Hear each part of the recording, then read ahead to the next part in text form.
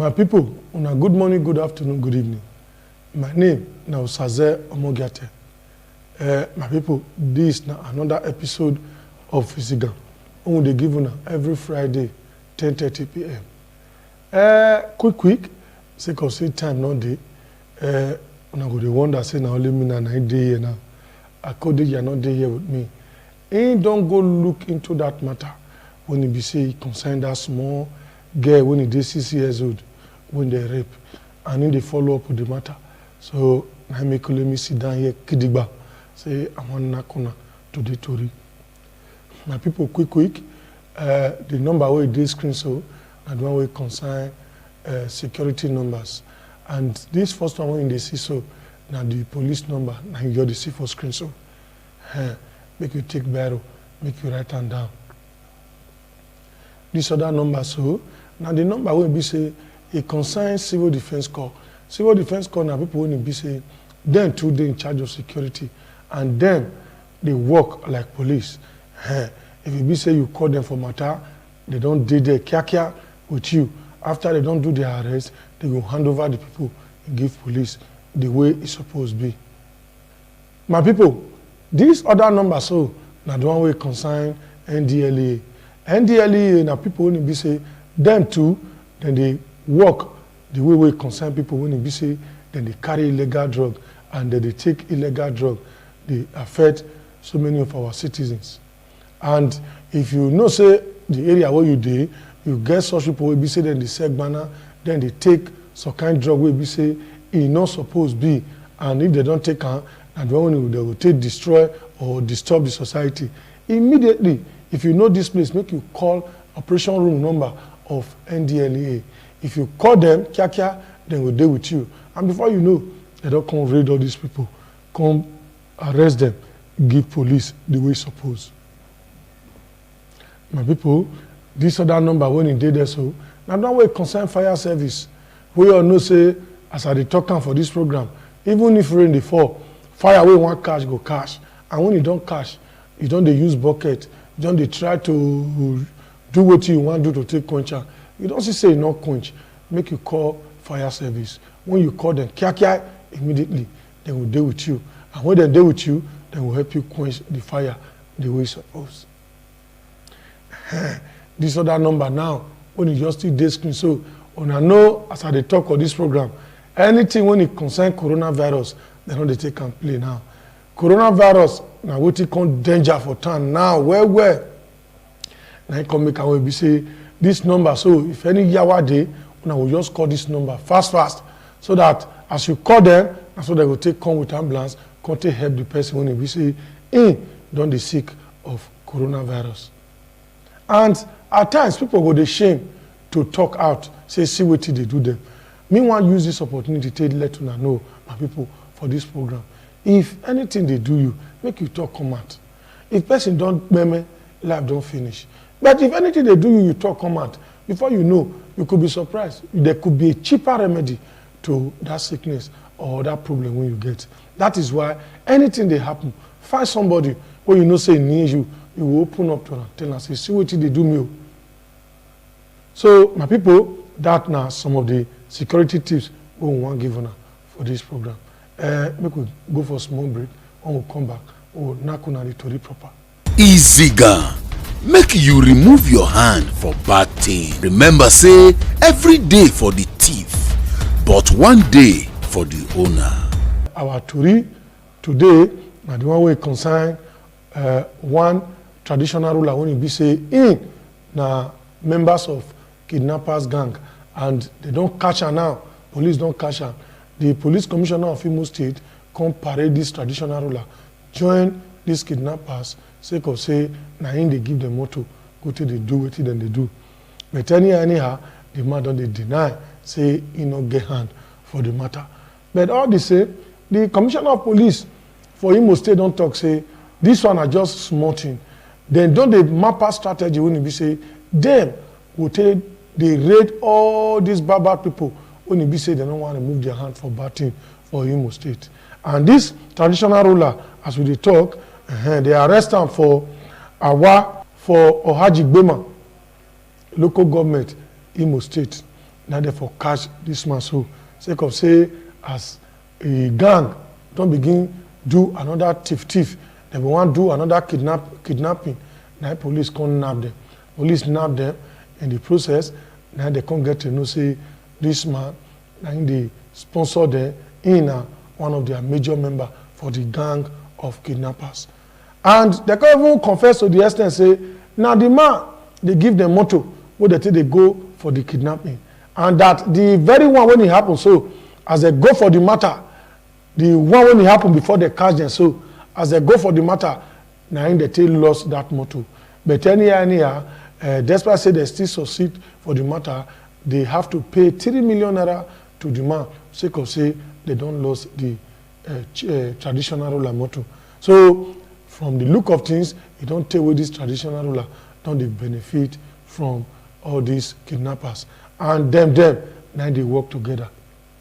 Anyway, make we listen to the commissioner and the people when we see the cash or the whole matter, what did they talk? The breakthrough was achieved as a result of concerted efforts by the officers and men of the command. I want to appeal to members of the public to continue to furnish police with credible information concerning criminals and criminalities in the communities.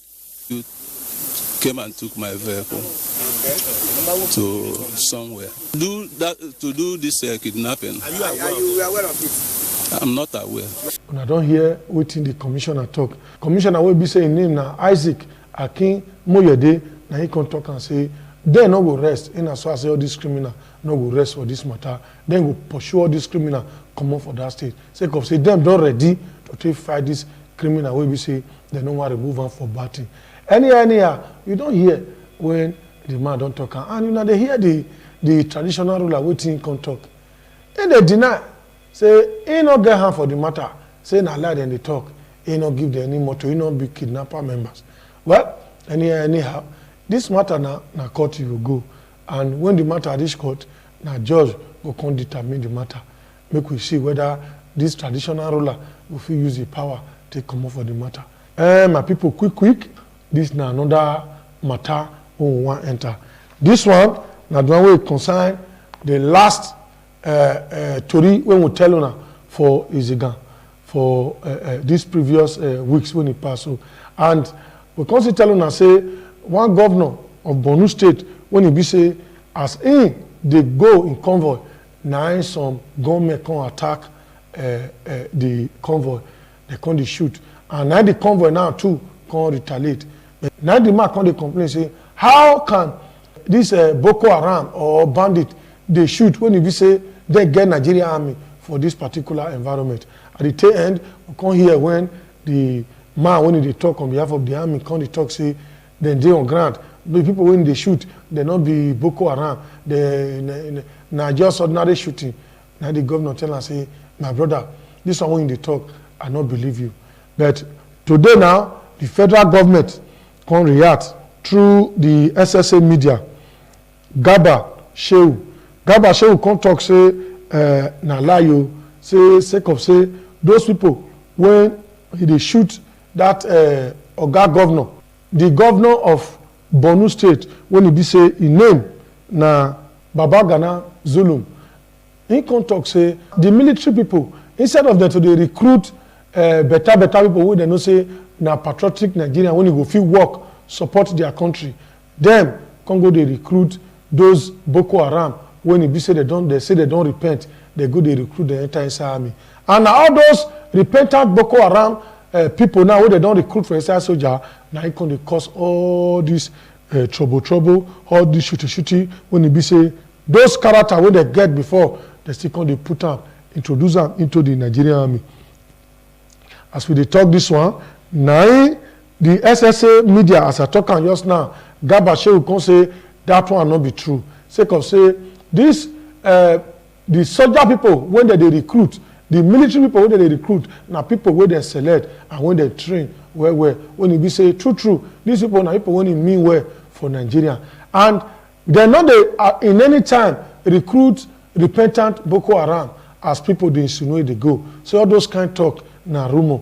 No Boko Haram when it be say saying don't repent when he kukuma join Nigerian army in any way. Now he can't talk say that talk whether they talk they go say na lie na him be that. So my people una don hear you know say true we bring una matter before when it concern this shooty when it be say them be dey shoot Zulu and the entourage for Borno area. When they want go give food to these people when they IDP camp, when they call internally displaced persons, now they can't attack them. So as it don't they go like this, come be like say water don't they pass Gary. So but anyhow, if not true, say those people when would they recruit now correct soldiers. I will urge our military people make them see they give them special training as they did one before, so that tori like this no go dey come up, because something don't happen as it happen like that person must complain, and anything where they hear they need to bear am, because as it be we will be civilian, we don't know how they run their matter. So na that one na I want talk for that matter. As that matter they go on, now we can still hear another tori when it be say it can concern all the governors when it dey for northwest Nigeria. Them now can they consider say it be like say them will come dey reconcile with bandits, so that they will fit end the security challenge when it be say it dey this area. And this matter, so we don't hear say Zamfara state governor Bello Matawale don't make both step to this regard, and we don't see here say Aminu Tambuwa when he be say him be governor of Sokoto State industry supporter.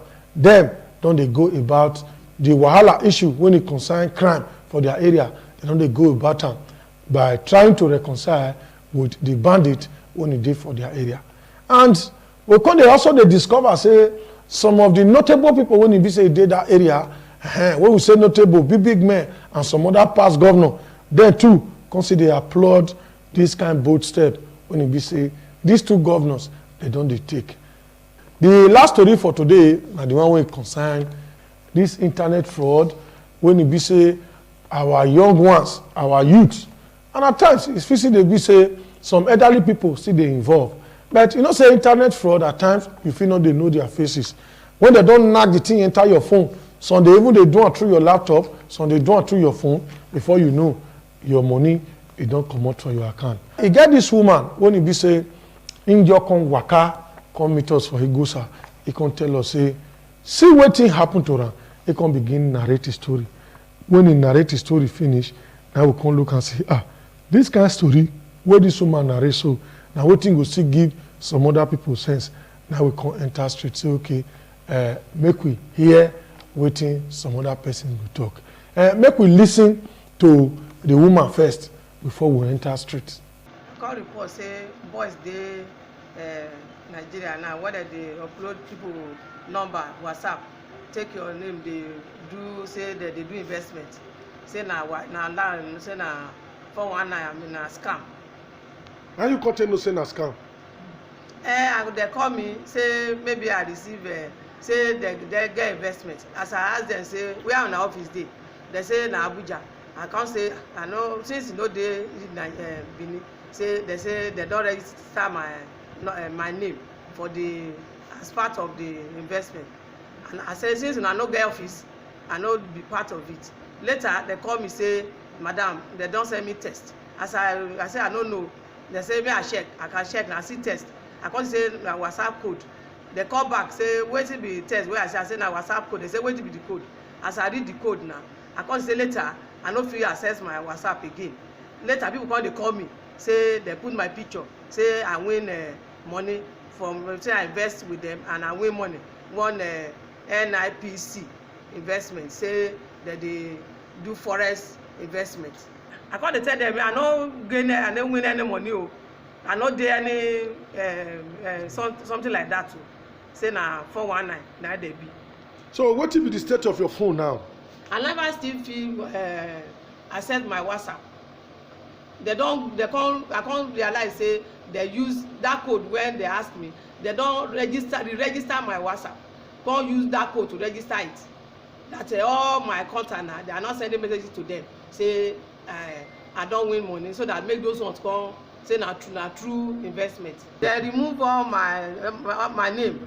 They upload my profile picture, tape and print paper. They send to all my contacts. I no fit receive, but be like say na they call they receive my messages. So na through other means now you continue to hear from them. Na people come dey call me. Okay, they fit dey call you for direct line. Yes. Okay. They fit dey call me with the number, but they no fit WhatsApp me. I no fit WhatsApp them. Okay. And this kind of matter, madam, wetin how you see am? You don't confirm now say na fraud. Na fraud. They want defraud. I want. That's why I come. Say me police fit trade them, track them, because I only God know how many people. Since I no fit WhatsApp anybody now to tell them say na lie, so that they won't defraud many people. Some people go to see my picture now, they go say na true. And it's not good for our society. It's not good for our society. People are afraid. You don't even know who your friend is. You don't. So even receive call, you are afraid. Well done, ma. Thank you, sir. Well done. I greet you, bros. This matter where they go on, so where some people don't want to work, they took their hand for internet, they defraud people. How you see it? Mostly this one when it happened to this woman. So. My brother, it's actually a wrong thing. Nigeria is blessed with, in fact, honey. But youth of these days, they are not ready to work. The way that they defraud this woman, if there's any measure they should put in place to avoid things like this, they should do.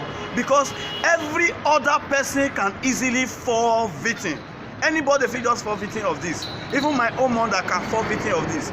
When they don't tell you, give you the assurance and say they want to protect you, they want to do this one for you, it's a good thing. And you yourself, you see and say a good thing they want to do for you. You don't know that they want to commit, in fact, they want to end your life. My brother, the truth is this: if there's any measure, they should do it. And all these people, if they are caught, let them be penalized accordingly. That is just what I have to say, because the evil is getting out of hand. That's just the basic facts. All these things where these boys they do, where all these boys they do, I mean, yahoo, say it no good, it too bad. To they hang people accounts, it no good. Like that woman now where they hang in accounts. If no be say you quick no, if I no see so things where they happen. Like me now, I know today do all those things. I don't know say that they hang people accounts. So now from that woman. Now I say no, say this kind of thing they happen. All this our youths, all these lazy youths, make they stop am, make they go start up work where they will feed they do. Instead of to dey pay people 419, they hang people account, they chop their money, make they stop am. Now be waiting I get to advise them. So as that woman come outside, so e good well, so that other people will see they are aware of waiting the bad things when they happen for. This our country, Nigeria, mostly Edo State. So as we see now, many things don't they people they hack people phone, they collect people money when it's not supposed. That kind of action now very bad thing. In which everybody not go like say he don't work finish, he don't go put money for bank. Money when see people for there, somebody will from somewhere go they tip on in one way or the other. Now very bad thing be that one. As we say and so, about this our country, Nigeria, wetin we see say our government, you know, if we provide everything for us. So wetin we dey do na to help this our government. If na school you wan go school well, read well. Not be everybody with their head go carry book. If na work you wan learn, you go learn work. Many work dey today. We no fit rely on this our government. So anything you know say you go fit do, you go do am. Than for you to dey rely to find way or the other go dey tip people money, that one no good at all. So anybody wey dey do that kind of thing, if police see am, e go arrest am and e go sell put. And so me see am o. Number one, wetin I fit talk, the thing no good at all, no be better thing. Because all these youths now, some of them, because they are made the thing wey they call yahoo, they don hammer, they no get patient again. So you no good make you just dey copy because your mate, you just leave school, abandon school, you go buy motor, you sef wan go buy motor. You sef don go try the yahoo now. You know see if you get money as they get, the next thing now you want to dey hack people account. E no good at all. I no support am at all at all. That woman God go bless am because he get God mind. He have what is called passion for other people. You know want make people fall for the same hole when fall put. That is why I say God go bless that woman. Okay, my advice number one be say make them still have fear of God. Because many of them don't even get value for God when He created them.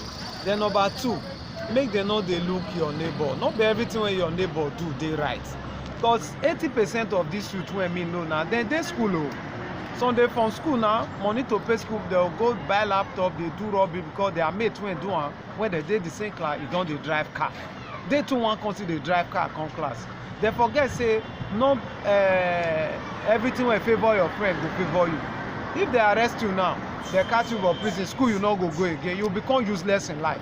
So my best advice for them now, number one, make them have fear of God. Two, not they copy your friend. Not everything your friend do, not be good. If he favor right, not go favor you. What I say for that matter, I say all those youths now lazy youths. We don't pass all those areas. The youth, it good make them come and make them hustle for themselves and fight for what's good for them. You go your house, go sit down, you don't want to for yourself, man. You're wasting your time. Now bullshit, now rubbish. Make them come out. They said no food for lazy man. That talk when they talk now for lazy youth. We not lazy. For where we come from. But they hard job, they hustle up and down morning and the night. That's what it's supposed to be. I'll tell every other person, me they on ground, they not lose guard. Safeguard themselves. Because fraudsters, they fall everywhere.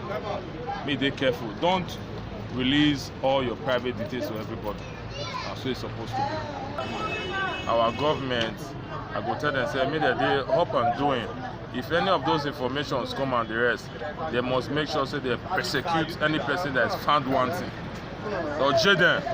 Any person they support criminality, they carry them go jail. What do we know for this Benin right from time? Our youth for Benin will work, we dey hustle, move for fit to earn our daily bread. But by the time some of our youth want go, they use some ways to they act money, to they do wrong thing for this state, for this country. We not accept them because we youth we dey try to hustle.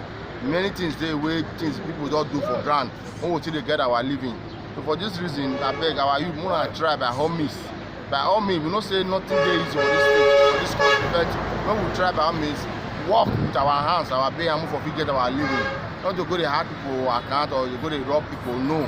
But violence we don't need on this our beautiful state. That's my own advice for the youth. My people, when I don't hear from this madam waiting talk concerning how they want to defraud them. But quick, be like say God come dey inside, now he come quick, call somebody before they come quick rectify this issue. So when I don't hear how people take comment for this matter, they don't find that funny at all. They ever come they thank the woman, say the woman do well. When it take bill, like say he can't take this kind of matter when it affect society, he can't take them very serious. Now big crime, now be that. When it be say somebody go just through phone, talk to you. Whether he put something for mouth, you don't know. Before you know, it don't tell you how you take manipulate you, and before you know, your account don't dry. So people, they not really like this kind of act when it be say some of our young ones and some of our fraudsters when it be say they are with society, they do. Now they constantly condemn plenty of this youth when it be say they know they like to work.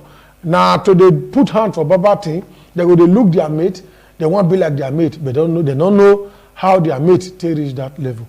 So they constantly call on government, say, government, una still get role to play. Make una try, make una empower security people so that them too will get all the necessary gadgets where they will take the track all these people, when they catch them, go they put them for guard room. Then constantly tell government, make government still try create enabling environment for investment, make it create job for the youth. Sake of say who they work, now will get time to do tiffy job. My people, now so the story for today, now so it reach. I'm not saying as we don't take Gagiara, Kiakiak so. So, but this time, next week, we go come on set again. Me and Akodeja will come tell you now some kind bam latest when e be say e don still happen for crime matter. My name na Osaze Omogiate. My people, una bye bye you.